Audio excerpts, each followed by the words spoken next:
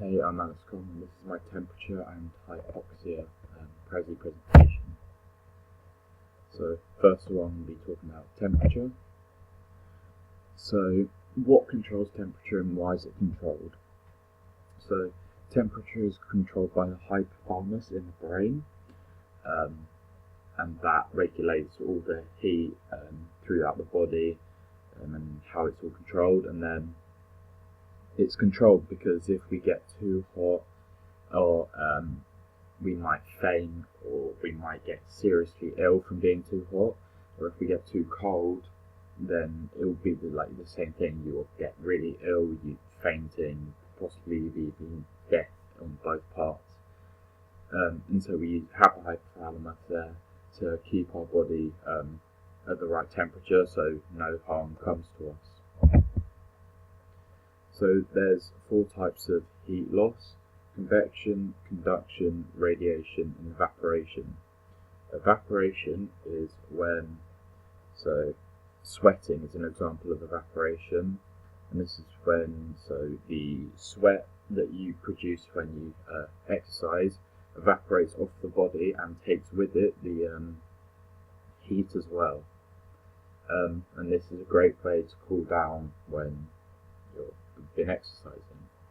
Radiation. So everyone, the sun radiates heat a lot, so you'll get hot from the sun radiating, and also you will also radiate heat out of your body, and that will cool you down through that. Conduction. This is where your body will conduct heat throughout the day, no matter what you do, and when you do exercise, you'll conduct heat a lot. And so heat will pass through the body and back out, and you'll conduct heat, and then it will pass back out through sweat, or vasodilation, and all of that stuff. So you'll conduct heat in, but it will get quickly pulled out again. And convection, when the heat on your body becomes dense, so the heat rises out of your body, so the sweat again can become dense and then rises out your body through evaporation, so convection. But then it also gets cool again, so the heat does come back down to your body, but then that will keep happening, so you'll keep getting the heat loss. So there are some responses to the body, heat responses to the body when exercising.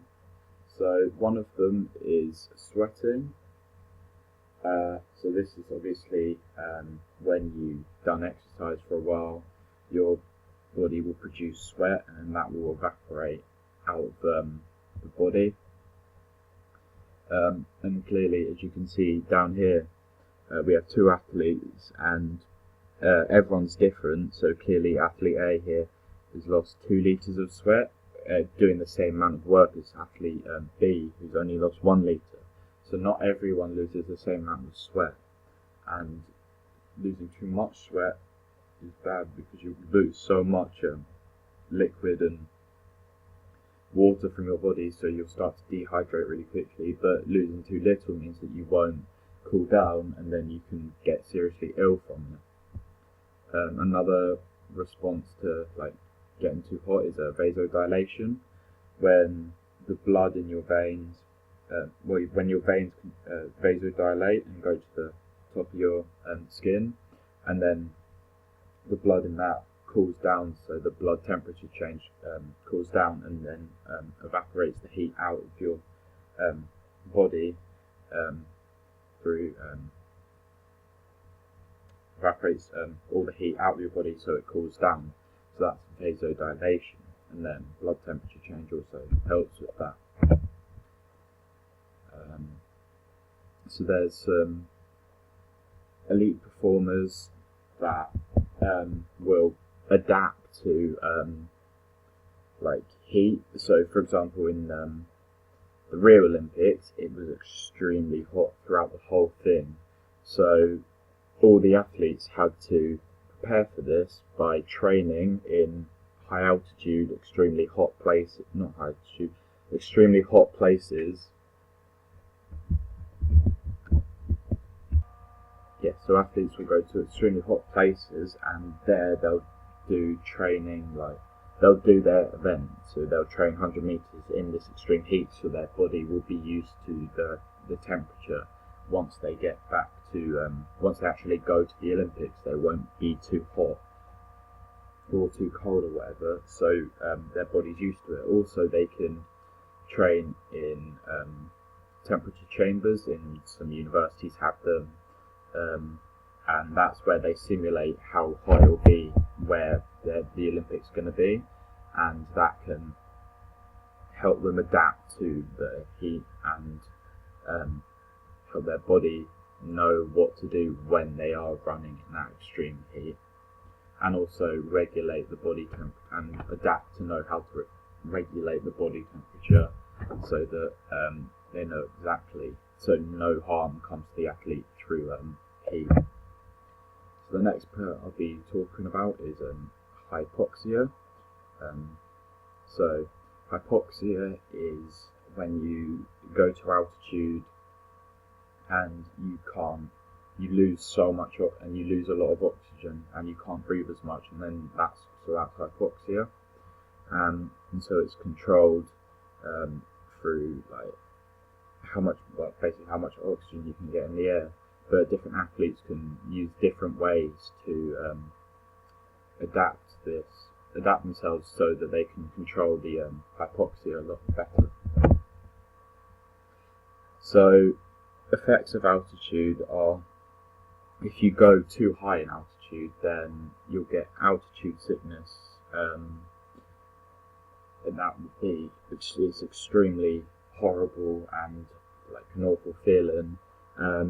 You also you'll start to get dizzy before you get altitude sickness. You'll start to feel really dizzy, really queasy, and then you get the altitude sickness, and then you could start vomiting if you keep like trying to climb higher or keep going at that same height without having like an oxygen mask, or going just getting lower and lower on however high you are, and it can even result in death in some cases. So those are the effects of altitude on the body. And so the Bohr shift. So the Bohr shift is a way of representing exercise versus rest, partial pressures of oxygen in the blood. So as you can see, in rest, when you're just resting, not doing anything, you will be fully saturated, where your blood will be fully saturated, and then it will pass through to the lungs and maybe only drop off, pass to the muscles from the lungs and drop off one hemoglobin, and then come back to get resaturated again. But as you do more exercise, then you'll start fully saturated, and then you'll drop off more hemoglobin. So once you're in exercise, you might drop off 2 or 3, and then to the lungs to give them the energy, and then they'll have to go back to get resaturated more. And so the Bohr shift is the shift to the shift in the on the graph to show that during exercise you'll be using up much more. You'll have a much lower partial pressure of oxygen, because you'll just have less of it in the lungs and in the muscles. When you're exercising, you'll have to drop off more. And some effects of the Bohr shift are, and some effects of when you're at high level, like higher altitudes, you'll have a lot less oxygen to work with. So when you're exercising, the partial pressure of oxygen in your lungs and in your muscles will drop dramatically, because you'll have just so little oxygen. And so when you're in altitude, even at rest, you'll have fully saturated at the lungs. You might not even have that. You might only have 3 pairs of oxygen, and then it will go to the muscles, and it will have to drop off 2 or 3 just at rest, and then go round to be fully saturated again. And this is because when you're at altitude, there's so little oxygen that you have to use up so much more to keep yourself energized. And some ways that you can adapt to altitude is that you can train at high altitude. So, for example, Mo Farah, he always goes to Africa and trains up in the mountains there to acclimatise his body to the altitude, so that if he ever does a marathon there or an extremely long run, then his body is adapted to that. And it can also have massive benefits to just his normal Olympic level running and all of his competitions. So because he's so well fitted to that altitude, his body can produce so much more oxygen and get so much more, so that he can just being so much more efficient with his oxygen. You can also live in spaces with low oxygen levels, and so you can live in a house or a tent, or just stay in a tent or something, and they will take away the oxygen around you, so that you have less oxygen to work with. So when you're doing your everyday stuff, when you're doing your training, you'll have less oxygen, so you'll adapt to the low oxygen levels a lot faster, and that will have the same effects of working at high altitude and benefit you in your all the events and competitions. You can also, similar to with temperature, you can work in temperature chambers.